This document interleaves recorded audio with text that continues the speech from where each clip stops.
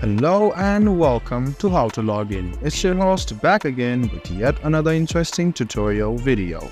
In this video, I'm going to teach you how you can delete the continue watching in your Tubi TV. So scroll down in your Tubi TV and you can see the continue watching section. You can simply go down and click delete from continue watching from this section. After you click it, the movie and series which you were watching will be deleted. Now there's another option. You can go to account settings in your profile and go to continue watching and my list. You can simply go ahead and delete individually or just click delete all. This way all of your continue watching will be deleted. I hope this video was helpful for you. If you still have any kind of confusion, please do mention us on the comment section down below. Like the video, subscribe to the channel and do hit the bell button for more.